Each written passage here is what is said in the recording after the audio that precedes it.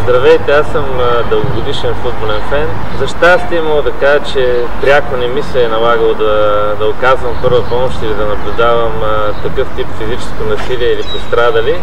Но да, като всички останали, аз съм виждал какво се случва по телевизията на специално оговорени места, на които агитки се срещат и се саморазправят. За вербално насилие има множество примери на най-различни срещи. Много хора отиват като цяло с тази цел на футболни матчове, обиждайки останалите на най-различни основи. Точно към мен не, но съм бил потърпевш от това, че съм реагирал в някакви ситуации, когато съм преценил, че се проявява прекалена грубост, особено когато съответно съм с детето си на футболен матч. Не мога да толерирам такова поведение. За мен най-основното е, че има хора, които приемат отиването на футболен матч като мероприятие, на което могат да изкажат целия си гняв, да изразят всичките си натрупани емоции, и то негативни, без да имат някакво реално основание за това. Смятам, че това не трябва да се толерира и тия хора не трябва да им се дава такова поле за изява, каквото имат в момента.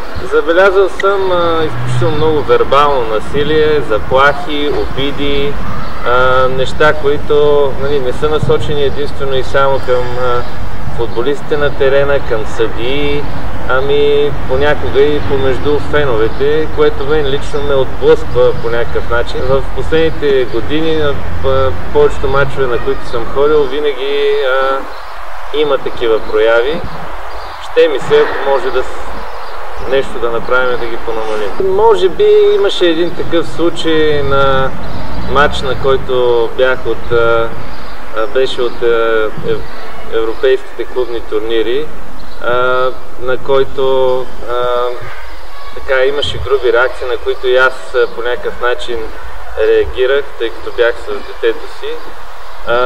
И съответно получих и аз обиди, да мълча, което ме поставя в негативна светлина и пред детето ми, тъй като рискувах по някакъв начин да го застраша и него, ако реагирам по-остро. Не бих казал, че очаквам да се случи някакъв масов бой, тъй като аз обикновено избирам да отида в по-спокойните сектори, където все пак не стоят най-отявлените агитки. Имам притеснения винаги преди и след матч, откъде минавам, с кого и как. И най-вече притеснението ми е не толкова за мен, а за детето ми, който е голям футболен фен и иска да го вода на различни матчове, а понякога сигурността не ми позволява. По някакъв начин се опитвам отново да се съобразявам. Дали съм сам, дали съм с приятели, какви са рисковете, и това ми обуславя доколко бих реагирал. Иска ми се да има малко по-сериозни наказания за това, някакви по-сериозни мерки.